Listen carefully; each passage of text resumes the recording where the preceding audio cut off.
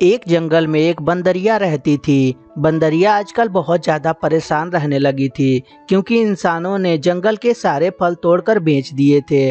अब बंदरिया 2 दिन से भूखी थी। बंदरिया को कुछ भी समझ में नहीं आ रहा था कि वो क्या करे।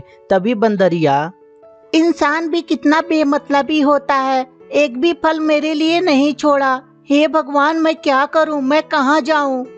यह सोचकर बंदरिया डिसाइड करती है कि अब वो इस जंगल में नहीं रहेगी, इस जंगल से दूसरे जंगल जाएगी ताकि उसका पेट भर सके। और यह सोचकर बंदरिया दूसरे जंगल के लिए निकल पड़ती है।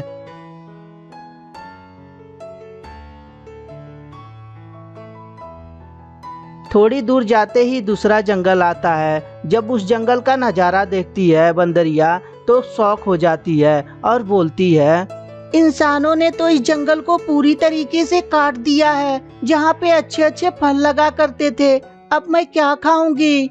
बंदरिया यह बोलकर बहुत ज़्यादा दुखी हो जाती है और उसे कुछ भी समझ में नहीं आता। तभी वो सोचती है कि एक काम करती हूँ, आगे के जंगल में चल के देखती हूँ, काश आगे के जंगल में इंसानों ने हमला नहीं किया होगा। और यह सोचकर बंदरिया उस जंगल से जाने लगती है। थोड़ी देर में ही बंदरिया दूसरे जंगल में पहुंच जाती है। तभी वहां ऑलरेडी एक बंदर रहता है जो बंदरिया को देखकर चौंक जाता है। थोड़ी ही देर में बंदरिया उस बंदर के पास पहुंचती है और तभी वो बंदर बंदरिया से बोलता है, अरे तुम कौन हो? पहले तो तुम्हें इस जंगल में कभी मैंने नहीं देखा।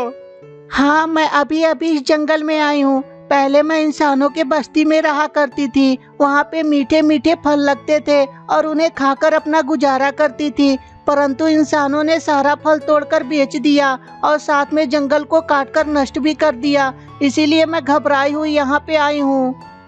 इस बात को जब बंदर सुनता है तो बोलता है, तुम चाहो तो यहाँ रह सकती हो, यहाँ कोई इंसान भी नहीं आता।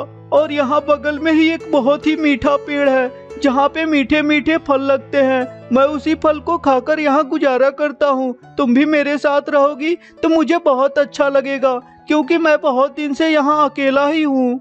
इस बात को सुनकर बंदरिया बहुत ज़्यादा खुश हो जाती है और बंदर और बंदरिया दोनों खुशी खुशी उस जंगल में रहने लगते हैं।